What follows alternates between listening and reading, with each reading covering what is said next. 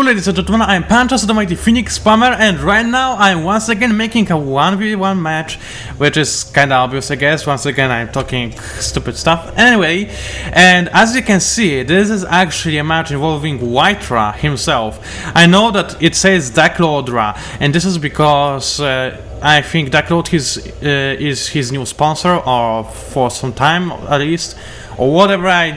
I'm not, interested in all the details. The fact of the matter is, this is Whitera with a different account, but it is Whitera, trust me on that one. Okay, so Whitera is obviously playing as Protoss, red, in the left side of the map, already making his first pylon, very close to his Vespin Geyser, and his opponent playing as Roxy's Brat Oki. I'll call him, I do not know, I guess we will find out as we play. So, Roxas is playing as Terran, as blue Terran, to add to the nightmare that we're going to get. Nah, I'm just kidding. Well, what I wanted to say is that yes, once again I'm making a Protoss versus Terran. I cannot believe that I'm actually doing this voluntarily. I mean, nobody has requested this videocast from me. There are others that are requested, but they're gonna have to wait. Anyway, I simply decided to go for it because it is actually, Whitera in this replay, so that's the only reason. But when I saw a replay with Whitera posted that was not part of some kind of big tournament, I couldn't resist myself. I mean, if it would be a big tournament, maybe, just maybe, for now I would resist, because there's a billion of casters like me on YouTube that probably already made all casts possible for all kinds of tournaments possible, so that's the problem, and why I usually try to stay away from popular replays like that. But now it got me to think, first of all, I cannot control all the other gamecasters, right? So do not blame me if I make a videocast from that somebody else already did. If you do not want to watch it, then do not, and if you want to watch it, then feel free to. That's the usual case. And also, I thought that I can have a little bit fun with pro players, right? So nobody is going to disallow me to make this kind of videocast, so I'm going to make them, period. Thus, I had to make clear of that, so we'll never get back to this thing again. Anyway, as you can see, Whitera is already going for tier 2, which is, I do not even know if we call that tier 2 or tier 1.5. I guess tier 2, because it's tier 2, it is whatever. I just wanted to tag something smart, but it was not smart at all, whatever. So as you can see, Protoss is already having their cybernetics core, a second gateway, and we'll see if there will be a third gateway or some other build. Well, a typical build would be, of course, 3 gateways. There could be 4 gateways, but I do not think this looks like a 4-gate push, to me at least. I mean, sure, it's strong, but the Terran, they can so easily defend against it. A bunker over here. Oh, over here.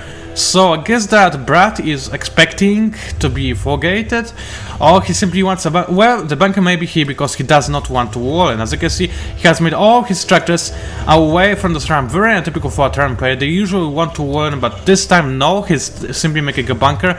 Bunker is still way more than enough to make sure that no zealots are going to pass through it, or probes, and wreak havoc on your mineral line.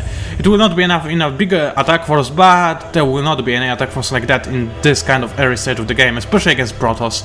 They will not have anything scary for quite a while. So as you can see, Whitera is fast expanding with only 2 gateways already constructed and a cybernetics core that is, of course, researching the warp gate. And the third gateway is just going to be constructed right now. A first Stalker is on the battlefield. It looks like, is that the first one? Yeah, it is. It looks like it's just going to scut, but there are 3 Marines in that bunker, so this is more than enough to scut it, to, scare him, so that's what he's doing. And there we see Banshee harassment, Banshee really push, Banshee whatever, rush, whatever you want to call it, what it means, code Banshee incoming, ladies and gentlemen. Excuse me. So, this is, I do not know what to say about the strategy, because I faced it a couple of times as a Protoss, sure, but it never really was that scary as it could be. I mean, if you do not have any stealth detection, then sure, you can write GG right away because there's nothing that could save you. But usually when the Banshee comes out, you should have at least one observer or a couple of cannons in other situation. I mean, if you are not going for robotics facility at all, anything like that, you do not want to do so.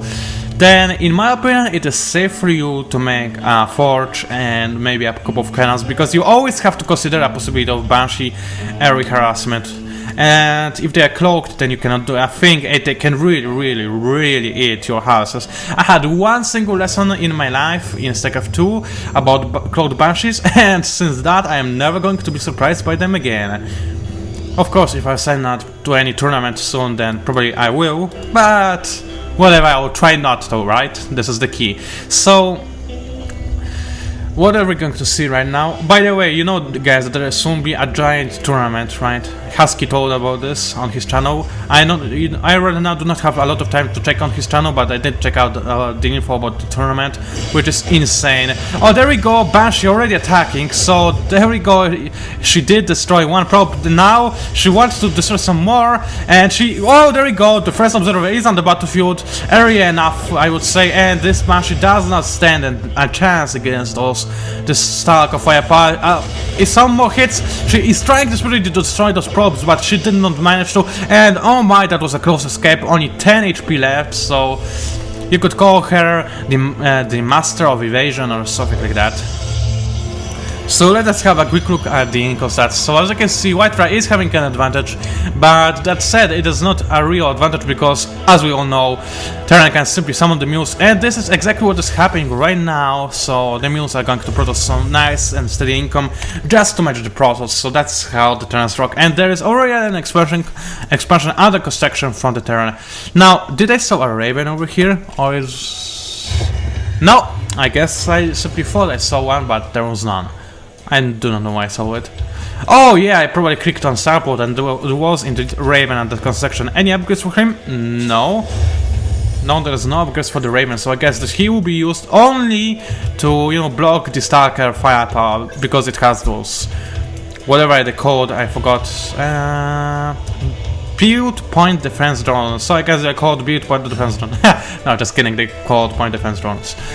So anyway, as you can see, both players are right now just doing nothing at the moment, just steady trying to, you know, make sure that their forces are up to the challenge to attack the opponent. As you can see, White is is doing the best he can to scout out all possible expansions for the Terran player, but he does not have any direction to see the opponent's army, and if he will move his observers over there, then they will be quickly killed, because the Raven does have this stealth detection, if you did not know that already.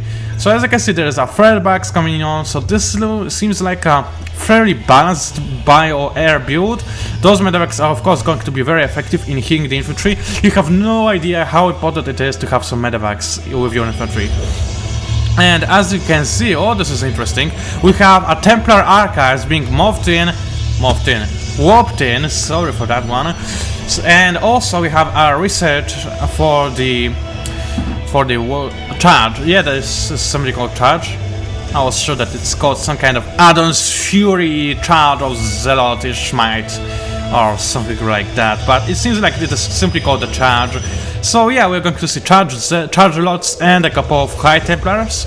So this is a very steady mix, because two bases with all assimilators occupied are enough to make a steady force of High Templars, and with all the crystals that we will have remaining, and you have a lot of those, trust me on that one, you're simply going to spam charge lots, and they are going to be extremely effective, especially against that army. Look at this. Actually, well, we'll see how it goes. I mean, charge lots are effective against Marines, of course, but how effective, we are just going to find out, I guess. It all depends from the number. Well, the important stuff is that High Templars are insanely effective against Marines, so I guess this is the exact build that White wants to go for. However, those medevacs can simply evacuate all those infantry units away from the range and be safe, because there are only 4 Stalkers, still not enough to take down all the Terran air, especially with the point defense drone online. So, right now nothing going on. Both players cleared the high yield extension, but White are expanding into the faster than the opponent. So that is what is going to happen. Right now they are both just going to have macro war, income war, whatever you want to call it.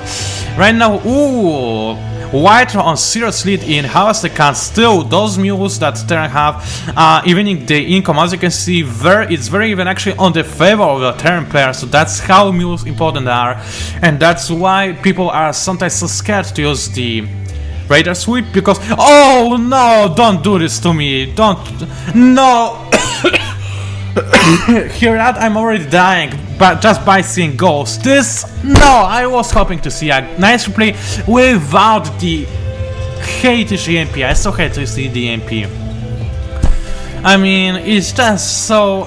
I'm tired of it. Every single game I play against I see biobuild with whatever they are, ghosts, and I already hate them so much I forgot what the name is.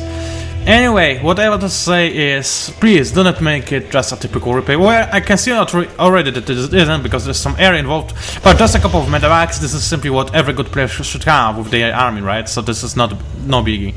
And there we go already.